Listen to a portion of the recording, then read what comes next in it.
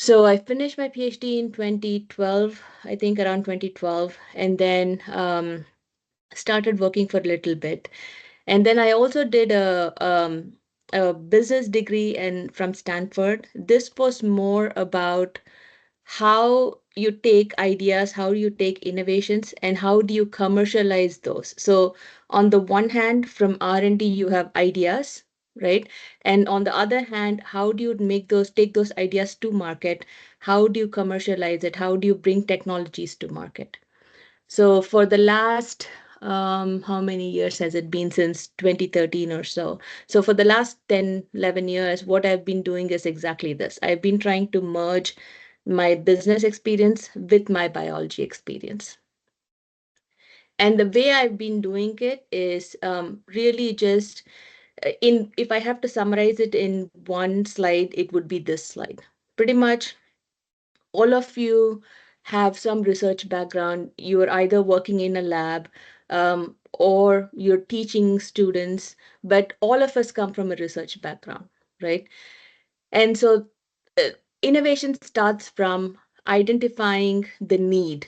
Um, Either there is a problem out there that has not been solved, or the current process is inefficient, or something is really broken. Like, for example, there's either a disease out there that you have to find a drug for, or you are creating research tools for other researchers, whatever it is. It starts out with identifying a need. From that need, there is how are you going to address that need? How are you going to solve that problem? That's idea generation. From that, we evaluate a lot of ideas, take them into our lab, and that is R&D aspect of it. So I might have three different ways to solve a problem. I will try that in the lab, and the most efficient, the most um, cost-effective method to solve that problem is usually what I would create into a prototype or a proof of concept. From that, in an R&D environment in a lab, the step number 5 is not that relevant, maybe, but in a company, in a commercial setting, usually if your idea works, if you have a prototype, we then think about how do I file a patent on it? How do I protect my intellectual, the idea that I've generated, how do I protect it? From that point on, usually what I do is I say, what is the product? I work on defining the product. Is a product a cell line? Is that a protein? Is that a kit? Um, what is the product that we want to sell to the market? Then I work with our marketing and sales team to understand who will buy this product, who is it useful for. For example, if you buy a kit from Thermo, right? They went through the same process. Um, I don't know how many of you use, let's say, XPCHO kits. It started with the uh, uh, same steps that I'm talking about. Someone said there is a need for it in the market. They tried a few different solutions to it. One of them, maybe they said, we want to generate a cell line, we want to sell it as a kit, and then they filed some IP protection with it. Right now it's a market, but how do you develop the market? How do you sell to them? There are two ways to do it. Either you sell it as a kit, a physical product, or you can license it out. So I manage both parts of it, either as a physical product or a licensing of that product. The the field I work in, give me 1 second, Gauri. I'm going to stop and reshare again. Okay, no worries. Correct.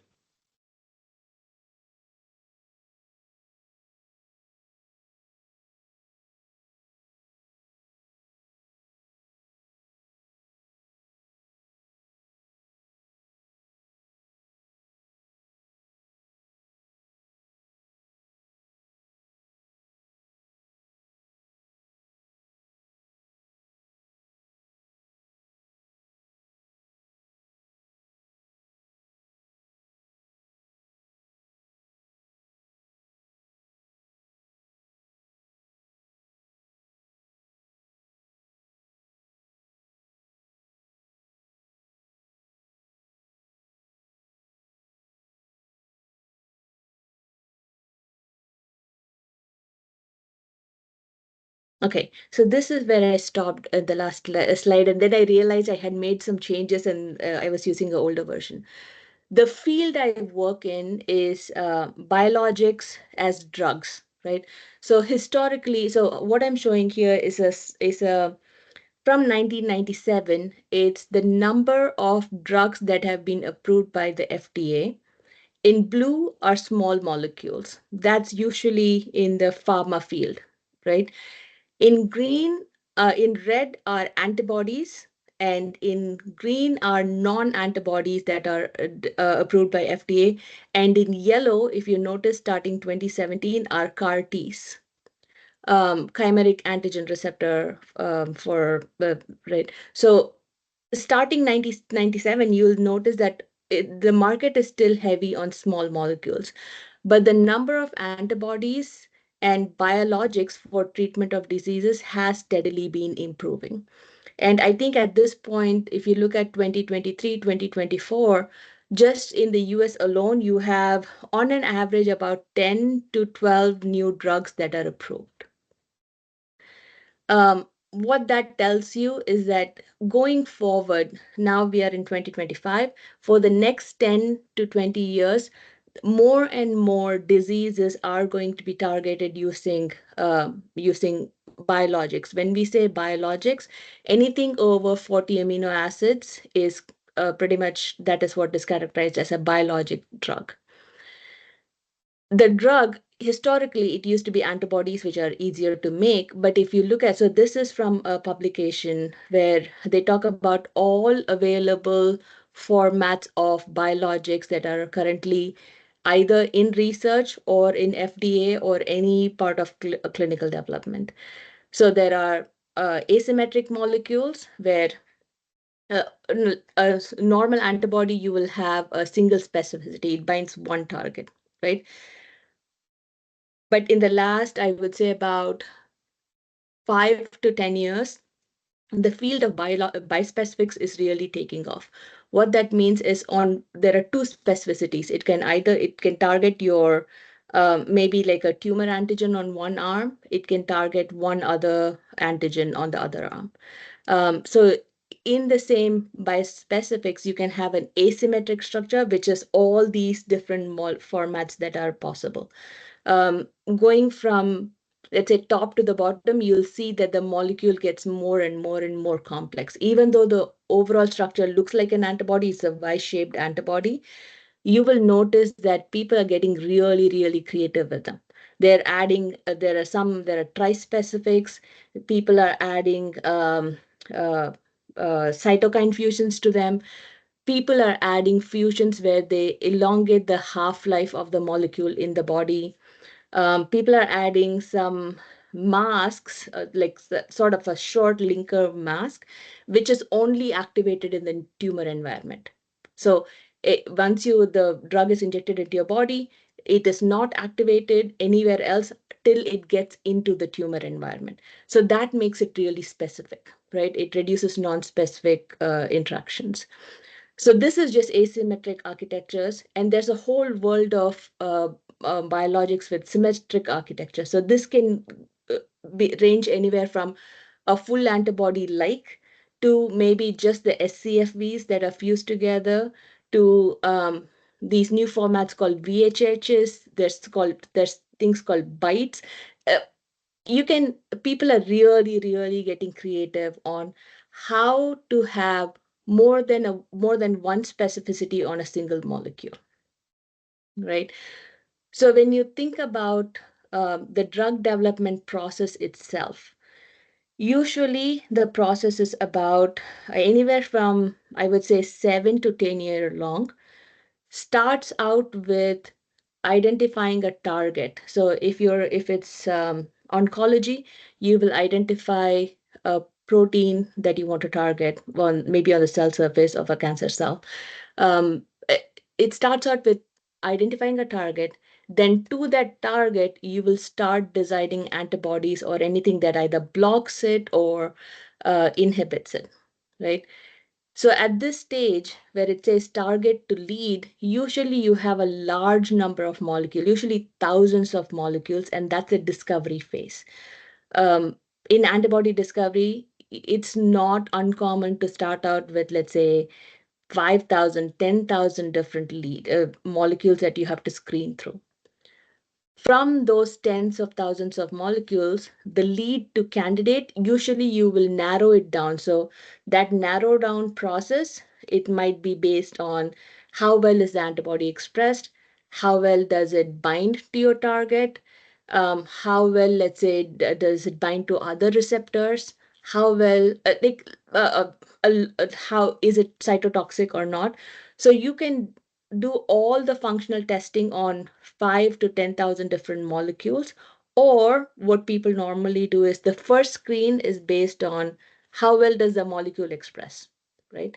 If it doesn't even express, there's no point in working on it after that. So first screen is usually how it expresses. Then from that, they will narrow it down to, let's say top 10 or 20 candidates, which they will do functional studies on. From those 10 or 20 candidates, you will have a lead top three or top five. So the lead to candidate is usually the step where they are narrowing it down from thousands of molecules to maybe 3 or 5 molecules. From that point on, they'll take 1 to 3 candidates through preclinical development. And that is the part where people usually do a stable cell line generation for that molecule. From that, you will produce some milligram, maybe gram quantities, have some animal studies in mice or non-human primates. Um, so you look at toxicology, you will look at PK, PD in the body. You will look at how you might have to dose the molecule. If it's subcutaneous, then you might have a higher concentration of the molecule, things like that. You might look at its stability. So a lot of the really clinically relevant attributes are looked at in the preclinical development phase. From that point on, um, if if your tox studies look good, everything looks good, then people usually file an IND or investigational new drug application, and then you have phase one, all the clinical trials, phase one, phase two, phase three, and then the drug enters market and all that. So where I operate is usually from in this stage from target to lead to preclinical development. And what I wanted to talk about today are 3 innovations that I have been a part of that have accelerated this drug development workflow. So the first one, I told you about how you screen down from thousands of molecules to a handful of molecules, right? Historically, and even when back we were all doing a UG, this was done in HEC293 cells, right? What more and more there is a need in the field because stable cell line generation is done in CHO cells, but transient expression is done in HEC. So there is a need to bridge the two. What I have created with my team in our company is we've created a CHO cell line that can be used for transient expression. It's a CHO-K1 based cell line. The second innovation I wanted to talk to you about is so our company where I work, it's a bioengineering company. We use artificial intelligence and machine learning. It's part of everything we do, but we also use that for protein engineering. So let's say you have identified the top 3 candidates, right? And maybe binding is still, affinity is still not as high as you want it to be, or maybe it's a drug that has to be taken orally. So it has to go through your stomach, which means it has to be stable at very acidic conditions. So if you have a lead candidate, but you still want to engineer it to be better, then we use machine learning for that. The third innovation I wanted to talk to you about is this is fairly recent. So historically, for cell line development, when you want to introduce DNA into cells, it's a process called random integration. More recently, we've been using a transposase technology, which is a semi-targeted integration. And that I can talk to you about when COVID happened, that technology helped accelerate a lot of the FDA authorization for COVID drugs. So with that, I'll start out with the first topic, the choke-haven host for antibody discovery. We call it DiscoCho. It's just Discovery Cho. That's what it is. So if you think about the biologics development workflow, right? I was telling you about how we have thousands and thousands of candidates that people start out with. Usually, what you have each of these candidates in the 96 well plate. So each plate has about, let's say, 100 candidates you can screen. For every drug discovery campaign, it's not uncommon for people to screen 10 to 50 different plates of candidates. And those usually thousands of antibodies maybe come from discovery campaigns, either from hybridomas or B cell sequencing or from antibody libraries, right? And so you're screening those thousands of antibodies, and that is usually done in transient expression in HEC or ex vivo. Ex vivo is what is, it thermomix the ex vivo cell line. This is usually in the high throughput format, so nothing over 1 mil. You'll be lucky if you get maybe a few milligrams of protein here. So all you can do is just quick titer and maybe binding affinity. That's it. You can't do a lot of assays. But then from that, you will screen it down to maybe hundreds of antibodies. These you can express at a slightly larger scale, maybe 500 mil, 1 liter scale. And then from those 100, you will again narrow it down to the top 5 to 10 lead antibodies, which you can really produce at gram quantities. So at that point, if you're producing it at 10, 20 liters, you can get about, let's say, 2 to 5 gram material from that, right? And so when in the whole biologics development workflow, the problem is that you start out with transient expression in HEC or CHO, right? And then you are trying to do as many assays as you can. So you're looking at developability of the antibodies. How is the hydrophobicity index? Is it going to aggregate? Are there any other liabilities? Is it going to oxidize? Things like that. You're looking at all those parameters, and you're doing functional assays going from thousands to the 10 lead antibodies. But then when you end up with the lead antibodies, you're going to express it in a different host, which is a CHO host. The problem with this is whatever data you generated at the 1,000 antibody stage, that data came from a HEC host, right? But find a lead candidate that you were working with, you're expressing them in a CHO host. So usually there is a disconnect. This maybe for antibodies, it's not a big deal, but more and more for bispecifics, for things with a lot of glycosylation, a lot of post-translational modification, this becomes a big problem. So, for example, a lot of people who are working on drugs for oncology, um, if you have interleukin fusions on it, right? Or if you have any other complex fusions on it, the glycosylation pattern is different between HEC cell line and CHO cell line. So this becomes very important in those kind of cases. So the solution our company came up with is really just if the final cell line is decided, it's a CHO-K1 cell line, which is what is used for manufacturing. Can we develop a process where transient expression and early discovery is done in the same cell line, right? So what we developed was, when I say transient discocho, we took the cell line, which is a stable cell line. We developed a process by which you can have transient expression in a CHO-K1 cell line.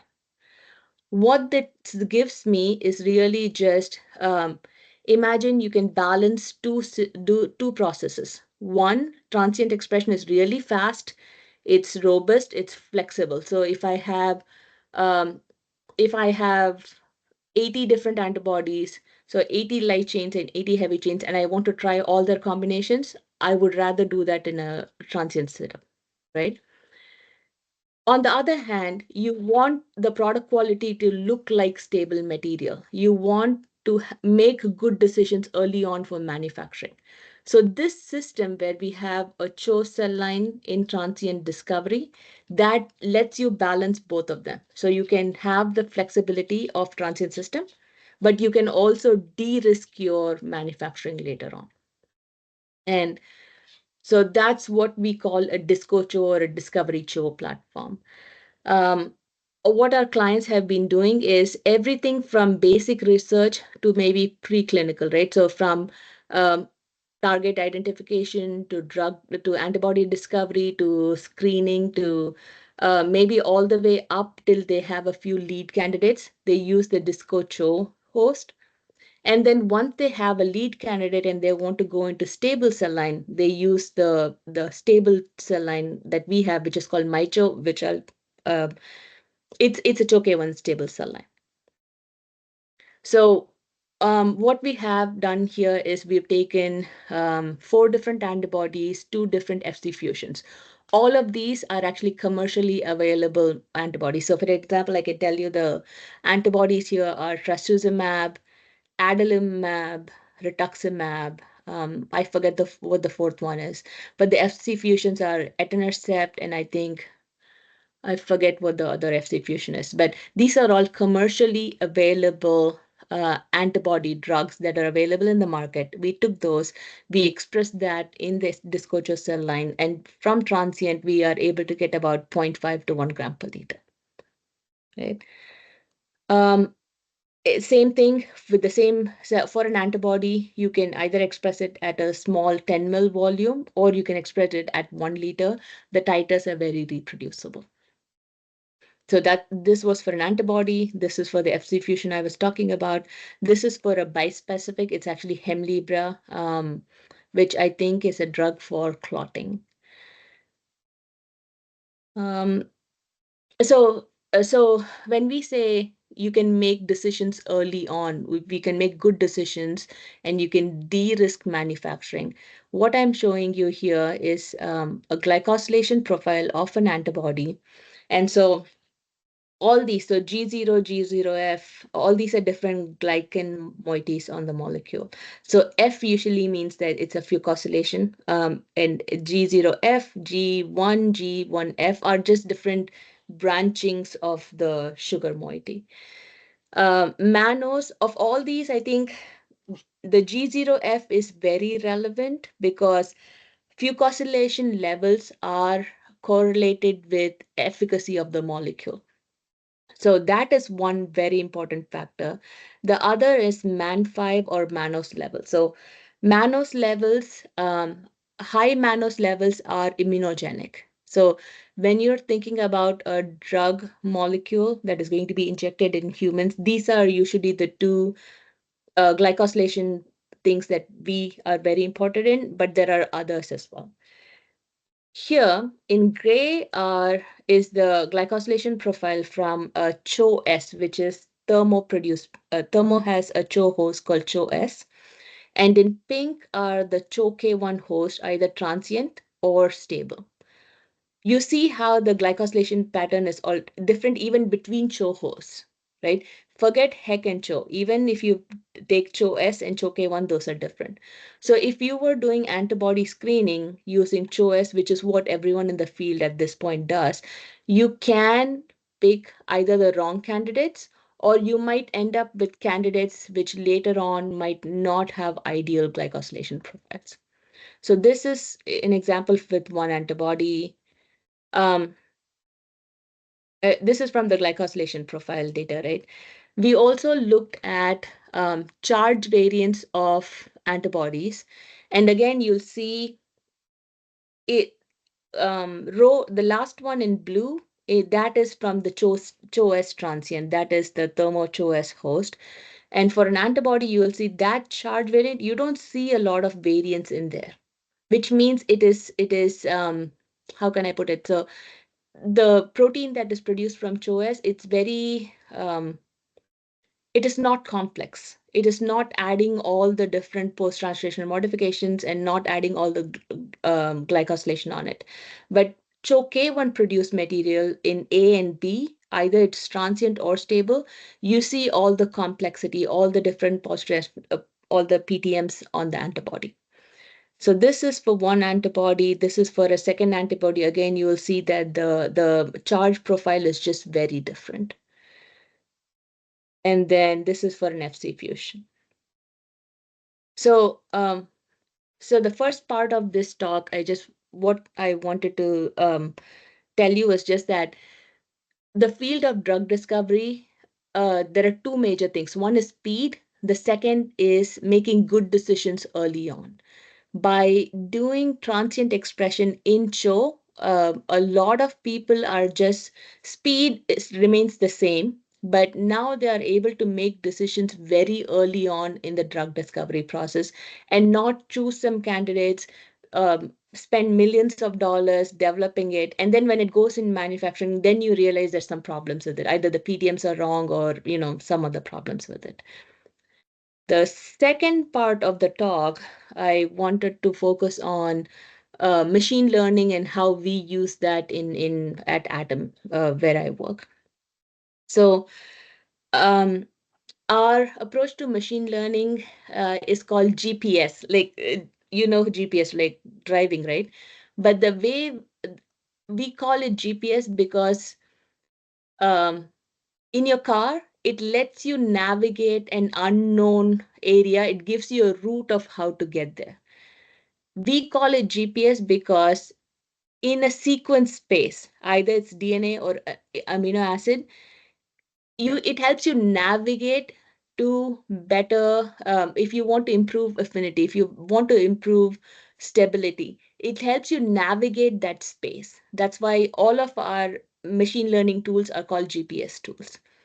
So the basic approach is just you design an experiment, and I'll talk about the DOE approach in a little bit. But you have, if it's DNA, then you're changing DNA. If it's protein, you're changing amino acids. If it's vector, you're changing different elements in the vector. So that's how you design the experiment. You build the constructs. It's either different, like if it's a protein, then you're generating different mutations in the protein. You will test it, and when you test it, it's whatever is relevant for you. If you're interested in antibody binding its target, then you're measuring affinity here. If your interest is thermostability, then you are measuring whether that protein is stable at 65, 70 degrees, whatever your range is. You take that data, the experimental data, and then we use machine learning algorithms to model it. From that model, you can learn, for example, which mutations lead to increased thermostability, right? Which mutations lead to increased binding. We feed that back into this next round of DOE experiment, and then we keep doing this cycle, I think over 3 or 4 different cycles, and that is our approach to engineering.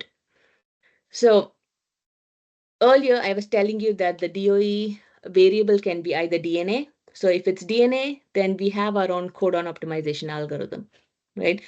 If it's amino acid, then we have our own protein engineering platform. If it's vectors, we have our own vector. So all of our tools that we have created uses the same approach.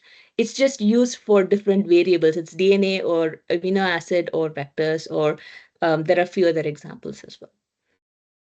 So I told you I'll talk to you about DOE a little bit, right? So historically, if you set up an experiment where, let's say it's a luciferase, let's say it's a signaling assay. You're looking at some binding or activation of some protein. You're looking at one parameter, right? Or if you're setting up a affinity assay, binding assay, you're looking at one parameter at a time. With DOE, design of experiments, what you can do is you can set up the experiment such that in the same number of variants, you can test multiple parameters. And based on the result, you can optimize both of those parameters at the same time. So instead of saying, for example, I'll optimize on the x-axis first, then I will find so if in this plot, I asked you, how do you find the highest peak in that plot, right? In a traditional approach, you will say, okay, I'll scan along the x-axis. I will find the highest point on the x-axis. Then from x-axis, I will scan on the y-axis and I'll find the highest point. And I think that is the highest in both. But that is not the right approach. In a DOE approach, what you're doing is really you're scanning along all axes at the same time. And you're looking for these, I mean, in the picture, what I'm showing is it's helping you identify the peaks from all axes when it's scanned at the same time. So what this might look like is, for example, let's say any protein that you can think of, and there's a sequence. Each column is a amino acid. If I was doing this traditionally, I would change one amino acid at a time, and I would measure it, and I would say, yes, this amino acid is positively correlated or negatively correlated. Then I'll go back and start combining things, right? Here, with the DOE approach, I can make multiple mutations in the same protein. I can generate multiple variants such that there are combinations of mutations. One mutation, maybe it's affecting the affinity towards a target. Maybe second set of mutations is affecting solubility.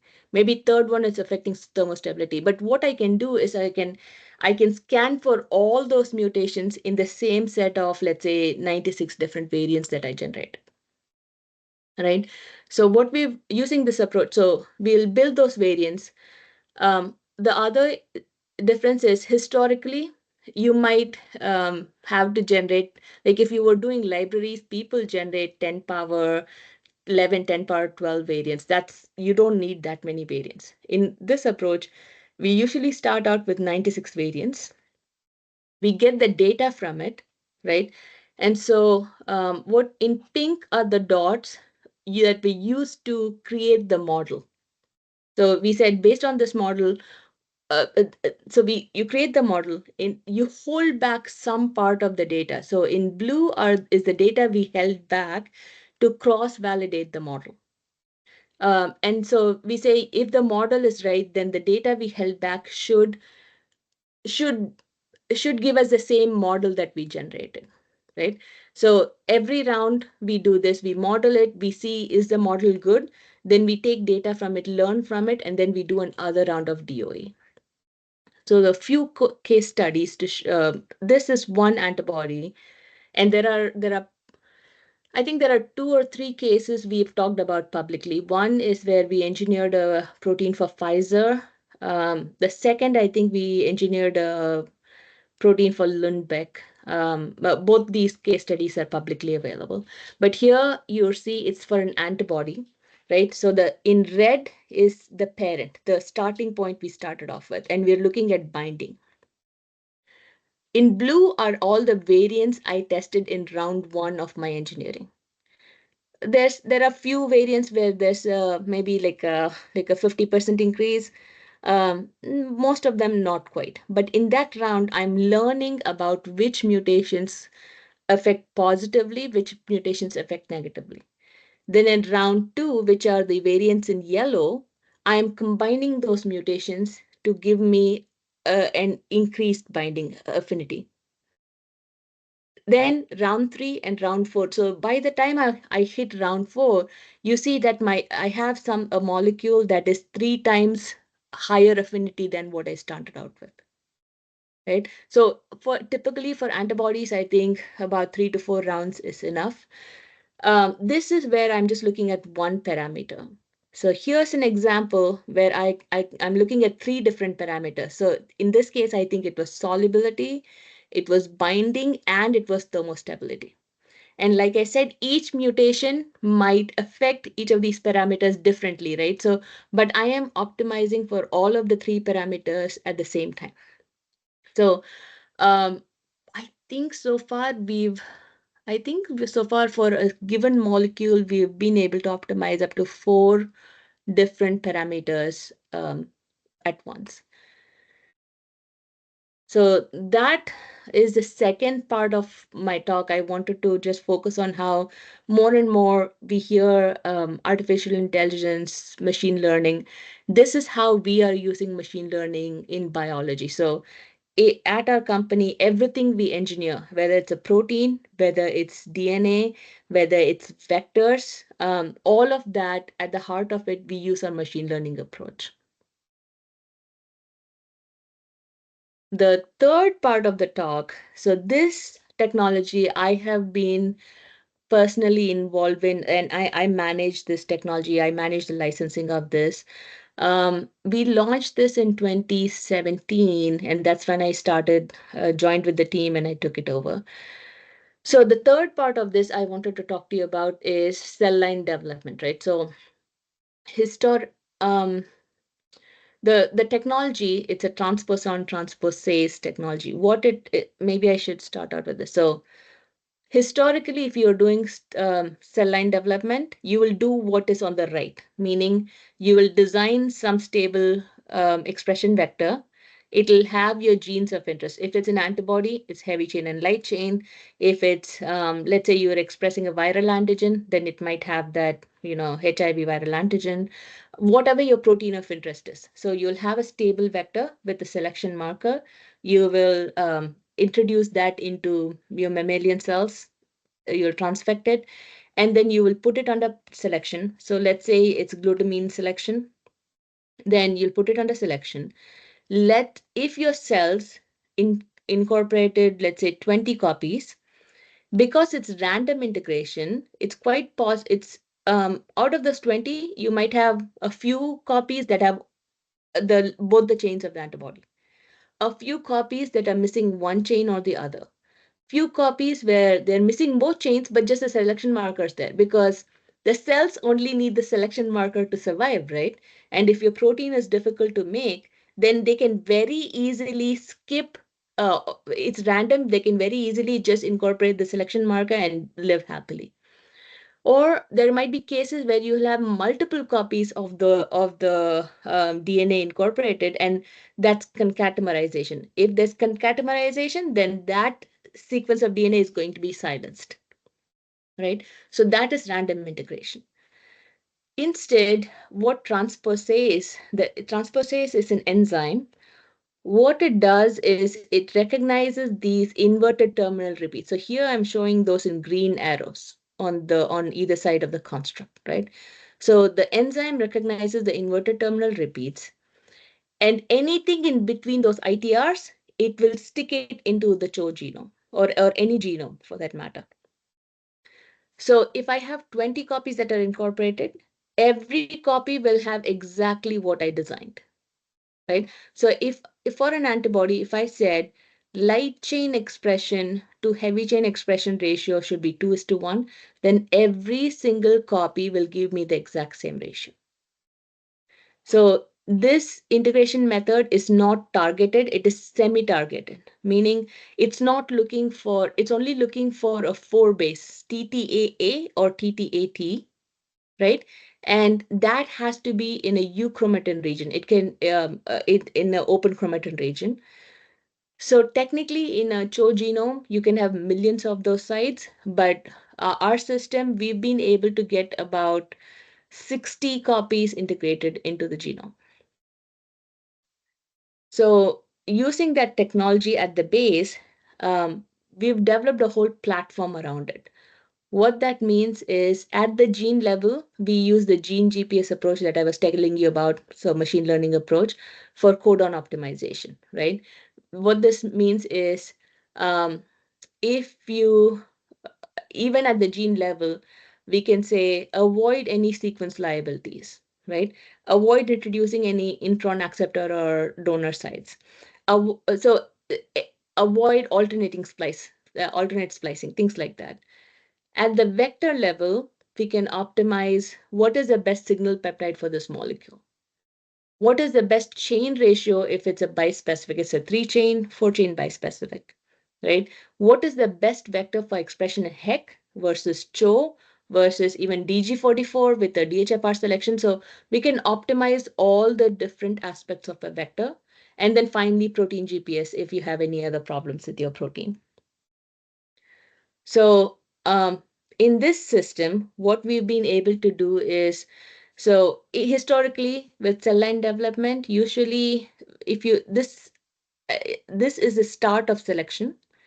Usually selection will take about 2 to 3 weeks, right? So the pools will stay in selection for 3 weeks, then you freeze them, and then you start clone generation from them. And also people use a drug called MSX if you're using glutamine selection. Here we have completely gotten rid of the drug selection. So we do not use MSX. All you do is in the selection medium, you leave glutamine out of the medium. That's it. And the selection is fairly quick. So within 1 to 2 weeks, so this about 14 days, you already have full selection of the pool. And the titers already out of the pool, these are not even cloned, are already at about 5 to 6 grams per liter. So for most antibodies, doesn't matter, it's human, mouse, IgG1s, IgG4s, we usually end up at around 5 to 6 grams per liter, right? And then because of the mechanism of how transposase works, right? Here I said the enzyme grabs everything in between the ITRs and integrates into the genome. So every integration copy has the same design as you had in the vector. Because of that, the stability, so here I'm showing 9 different clones that were isolated from the pool, right? Um, Gray bars are at time 0. Then we take that clone and keep it in culture for 60 population doubling, so roughly about 2 months, either with selection pressure on or without selection pressure on. So pink bars are with selection pressure on, and blue bars are without selection pressure on. And then on the left bar, on the left graph, we are looking at productivity stability. So if it was making 2 grams, 2.5 grams and on time 0, 2 months later in culture, it's still making 2.5 grams.